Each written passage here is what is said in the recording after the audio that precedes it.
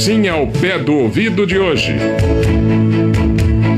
Teve um ouvinte que mandou pra gente um e-mail e eu peço até desculpas a ele que eu não anotei o nome dele pra gente falar aqui, né? Escapou, acabei apagando.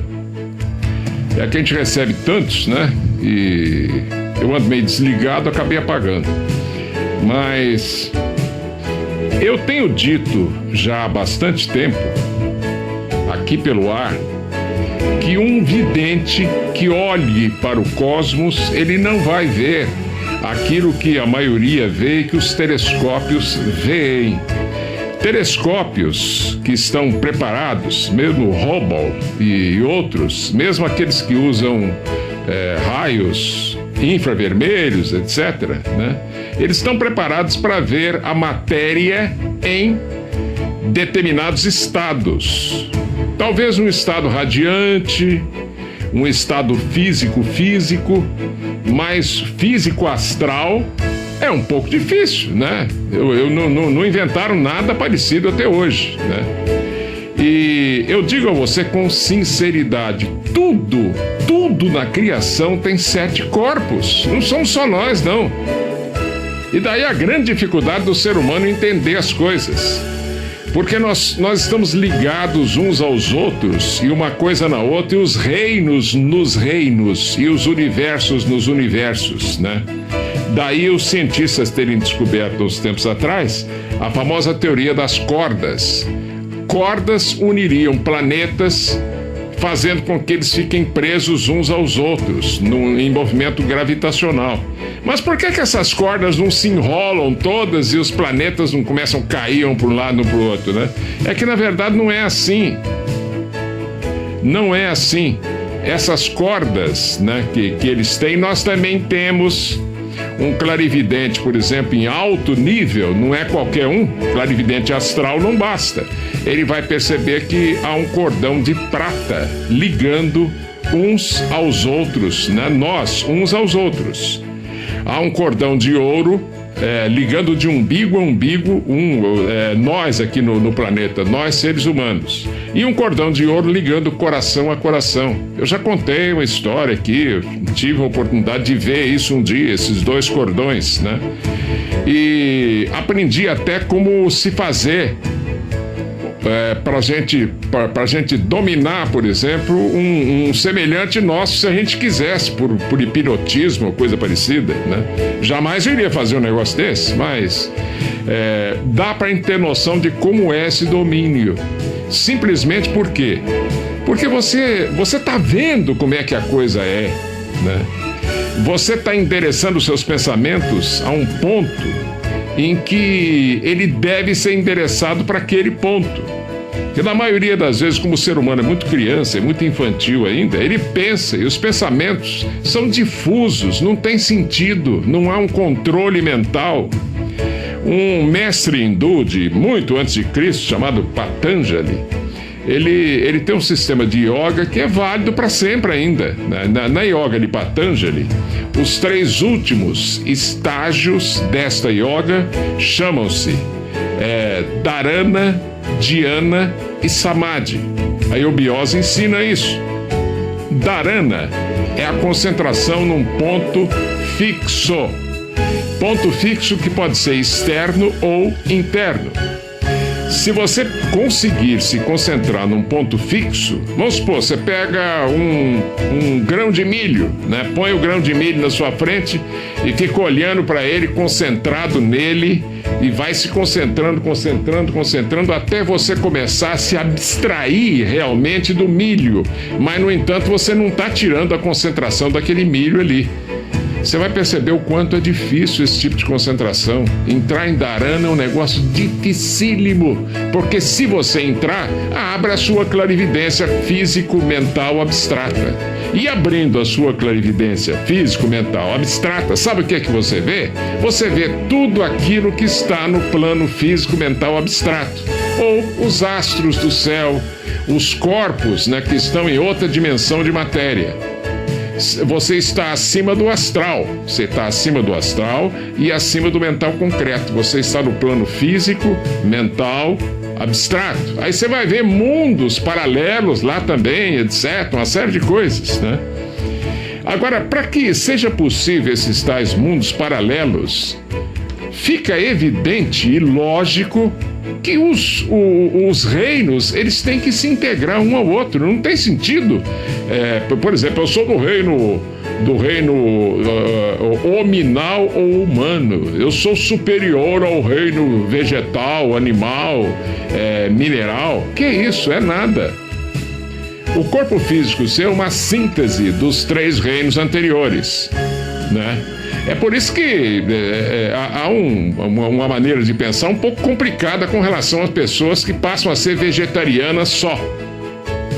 Puxa vida, se nós temos um corpo físico, e se o reino animal, por exemplo, ele contém o que está no animal, o que está no vegetal e o que está no físico, fica evidente, é claro, dentro da relatividade da vida e não de forma absoluta, eu estou falando aqui, fica evidente que a carne não é tão mau alimento como poderia ser. Isso é uma questão de lógica.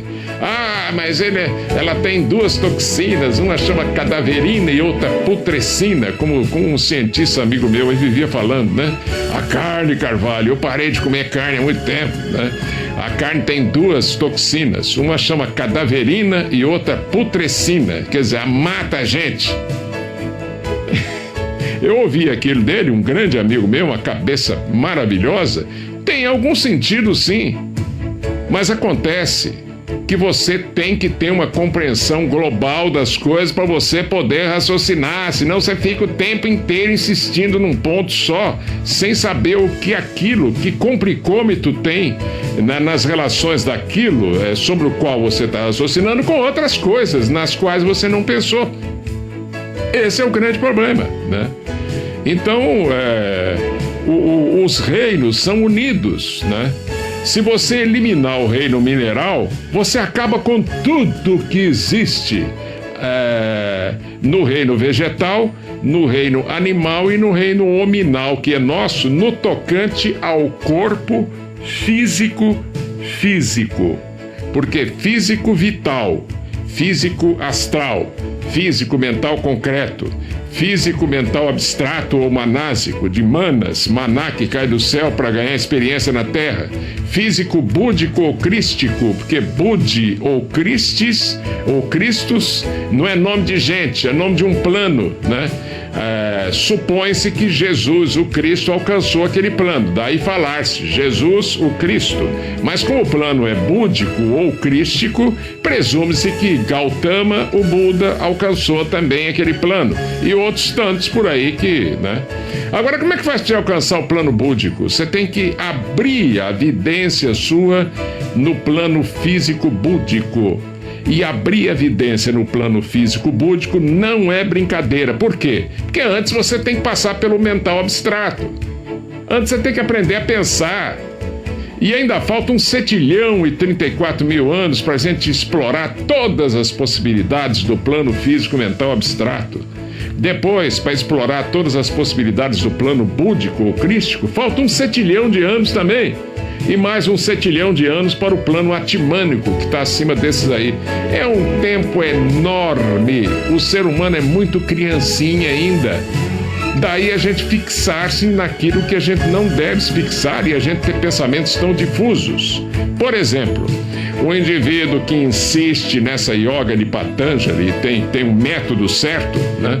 Então ele vai insistindo, fixando-se num ponto único até ele conseguir vencer a barreira interposta na mente dele pelo plano físico, pelo físico vital ou áurico, pelo físico astral e pelo mental concreto. Aí ele cai no manásico ou físico mental abstrato.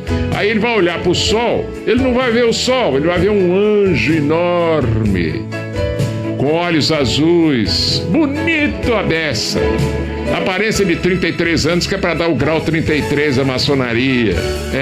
Seria uma espécie de perfeição. Justus et perfectus em cima, né?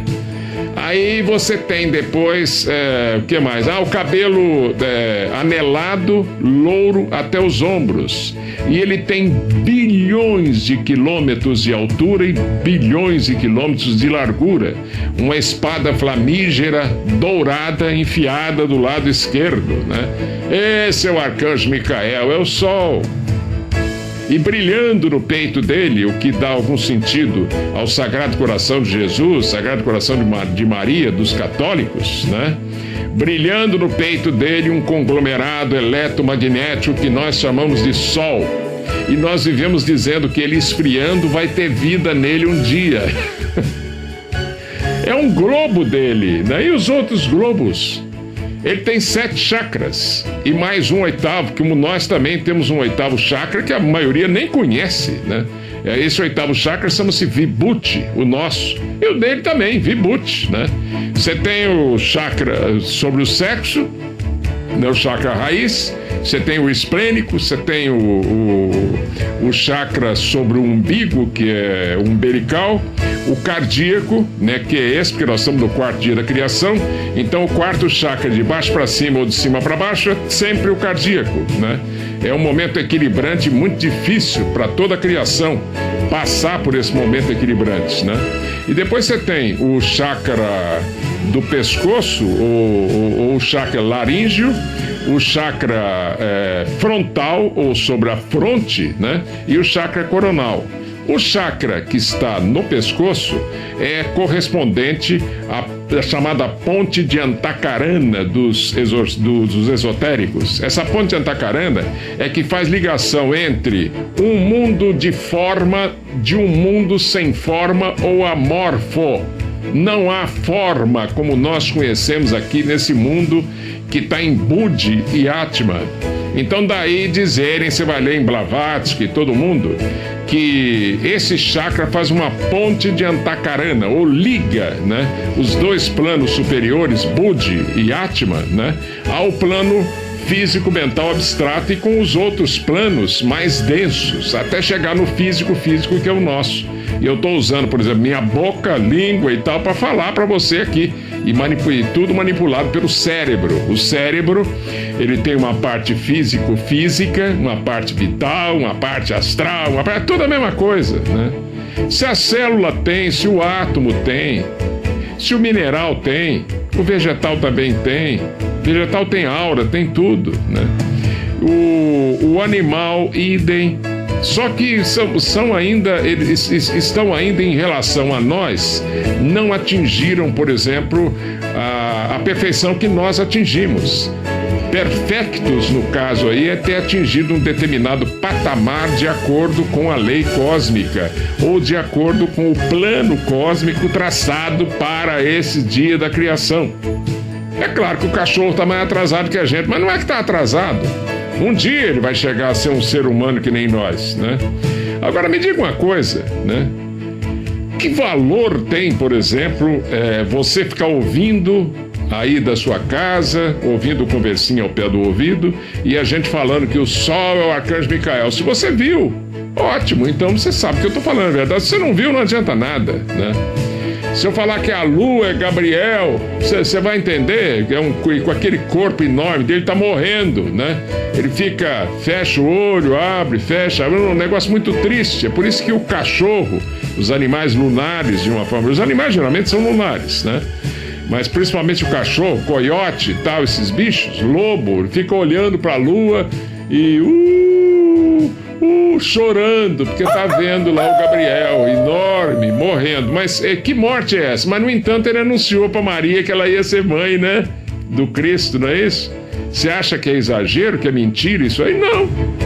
Acontece que ele é o 7º da escada de Jacó. E quem é 7º da escada de Jacó chama-se planetário. Aquele que é o 7º, ele tem poderes sobre o 6º degrau, o 5º degrau, o 4º degrau, o 3º degrau, o 1º degrau e sobre a escada evolutiva nossa, da humanidade na Terra. Tem poderes sobre nós também, né? Então esses seres, mesmo que eles também sejam temporários, eles duram estupidilhões de anos até realizarem os 7 chakras deles, que são 7 globos. Cada globo é um mundo e cada mundo gera vida, né? Agora, quando um mundo acaba, né? Acaba, por exemplo, a vida num chakra desse aí, e o corpo físico, mental, abstrato desse ser, né? Vai também degringolar todo para ele poder renascer no outro canto do espaço, né? Porque também renasce, ele já é ressuscitado, mas ele renasce no outro ponto do espaço. O que acontece, né? Explode tudo, vira esse monte de cacos que você tem pelo espaço, de restos, essa sujeira cósmica toda, asteroides, meteoritos, meteoros, etc., né? Que pode significar um problema, por exemplo, para as viagens espaciais futuras nossas aqui da Terra, né? Agora, quando morre um ser desse, né, e fica essa poeira cósmica, esse negócio todo aí, esses dejetos que são lançados no espaço são sugados e ele pode aparecer em qualquer lugar, aí que tá, né? É como se ele fosse um tornado, por exemplo, pode aparecer um buraco negro, né? Aí o coitado do grande cientista inglês, né, que está numa cadeira de roda, ele não sabe disso, isso aí é esoterismo, né? Ele pode aparecer onde quiser, onde os chefões lá do plano que não tem forma quiserem colocar um buraco negro. Ele suga tudo para dentro, recicla todo aquele material e pronto, novos universos surgirão, porque a natureza cósmica, ela é econômica. Ela só usa a quantidade de joules, você que gosta de física aí, né? Suficientes para desempenhar uma função ou praticar um trabalho qualquer. Nós não, quer dizer... Tanto que o Código Penal nosso, por exemplo, ele supondo que você possa ter um excesso de legítima defesa, prevê isso, quer dizer, excesso de legítima defesa você é um agravante do crime, né? Agora, o interessante é que esse amigo nosso, ouvinte nosso, mandou pra gente, e eu fiz questão de imprimir e trazer para ler para você aqui, ó, né? Telescópio mostra que o espaço sideral, o cosmos, é rico, sabe em quê? Em diamantes. Diamantes, né, podem ser até raros na Terra, mas surpreendentemente são comuns no espaço. Agora aí que tá, o que é o diamante? Você fala, o diamante é resultado do esfriamento de corpos que foram submetidos a milhares de graus Celsius de calor, né? Então é o carbono que tomou outra forma, porque o diamante e grafite, por exemplo, é a mesma coisa, só que o grafite nós temos a dar com pau, né? E diamante não tem tanto. Você já pensou? Essas novas descobertas foram realizadas pelas lentes infravermelhas e ultrassensíveis do telescópio espacial Spitzer, informou a NASA. Usando simulações computadorizadas, os pesquisadores desenvolveram uma estratégia para encontrar diamantes que medem 1 nanômetro. São minúsculas, bilionésima parte de 1 metro. Bilionésima parte de 1 metro, ou cerca de 25 mil vezes menores que um grão de areia, né? Segundo os cientistas do Ames Research Center of Moffett Field, da Califórnia, essas minúsculas partículas podem fornecer valiosas informações sobre como as moléculas ricas em carbono, a base da vida na Terra, se desenvolvem no cosmos, né? Interessante, né? Mas eu garanto para você que essa notícia já deve ter despertado a cobiça de futuros mineradores cósmicos. Já pensou?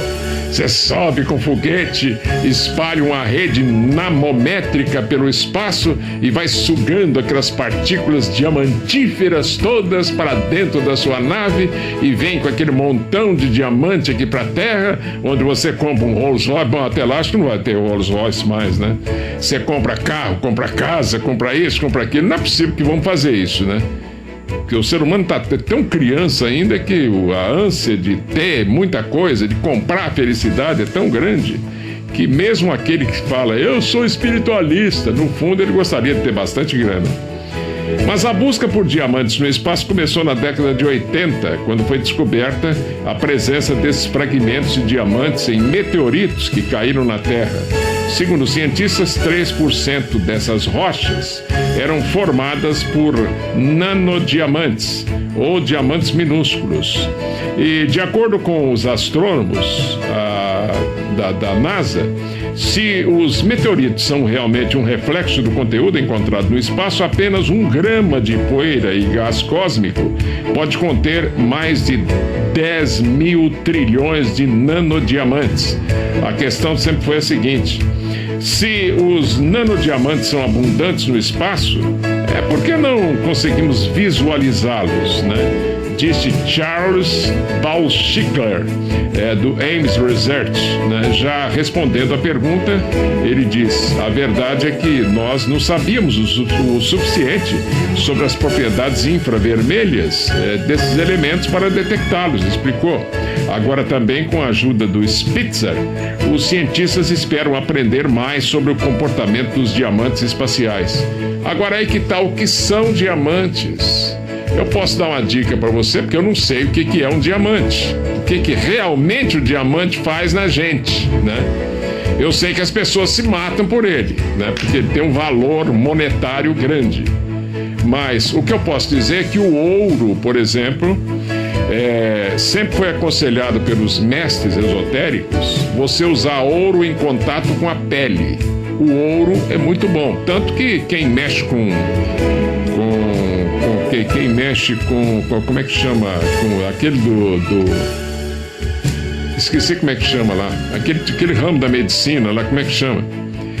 Do Lerman. Esqueci o nome lá. Usa-se o ouro também, né?